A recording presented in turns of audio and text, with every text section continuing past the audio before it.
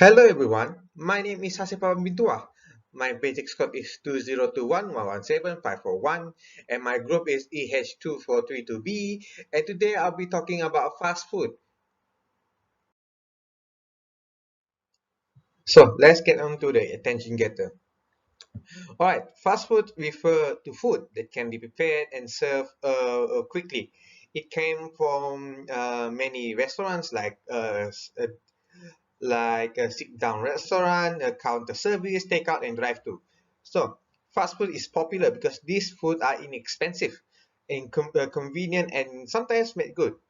It is commonly known that fast food considered that service speed as its highest priority, as it is a perfect strategy against busy customer like office worker. The customer also do not need to wait for the food to be cooked on the spot and instead given pre-cooked and ready food to lessen the waiting time. However, despite its connection to our life, long-term and short-term consumption of fast food is very detrimental to our health. So, a small study from general nutrition research and practice reveals us that consuming sugary food, can be considered a fast food, will make us hungrier during the next meal. Doctors and dietitian experts believe that food with more sugars content fails to give that sense of fullness after a meal, or maybe we can call that satiety. All right. Uh, so this what I mean from this statement is that consuming this sugary food make us hungry during the next meal is that it during our next meal we will consume more food than usual, and this can cause to many things like obesity in the long term, and sometimes diabetes as well. And despite its cheapness, fast food is also made with cheaper ingredients like high fat meal, refined grain, and added sugar and fats instead of nutritious ingredients such as lean protein, whole grain, fresh fruit, and vegetables. Fast food is also on sodium, which can be found in salts. Uh, this sodium can be used in preservative and makes food more flavorful and satisfying. So in fast food, the, uh, the food is being pre-cooked, right, and it is given some preservative, and most of it are salt. So it contains a lot of sodium, and consuming a lot of sodium can cause your blood and can cause immediate impact on your blood vessels. It can cause hypertension as well. And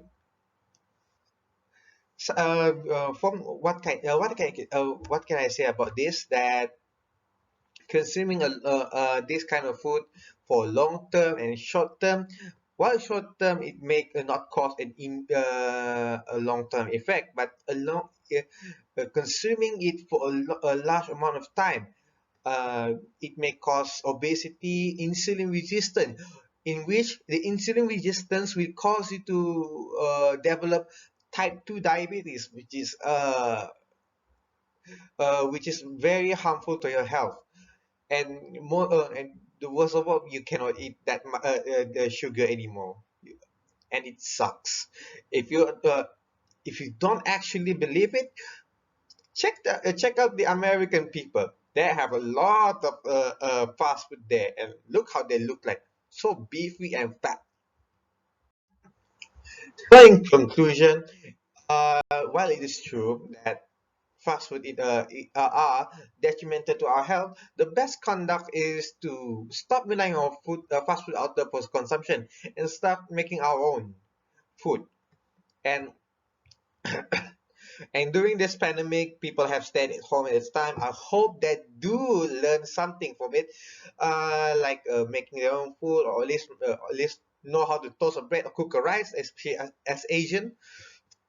And there's no what I can trying to say is while fast food is not are detrimental to our health, there is no such thing such as bad food. But there are some food that should not be taken on a regular basis, like this one, fast food, because it, this fast food contains such a fat, high sodium, trans fat, and cholesterol. It is not something you should eat often. And eating too much it over a long time can cause hyperplasia, obesity, and whatnot. And the FDA, also known as Federal Food and Drug Administration, has required that artificial trans fat, that partially hydrogenated oil, can be removed from the food sold at the restaurant by 2020. And some and lastly, choosing a better fast food outlet which will provide healthier food is an option as well. Well, in my state, Sarawak, we have this Chicago Lemon, which is also a fast food. They also provide means to have to means to of healthy options such as a salad and whatnot.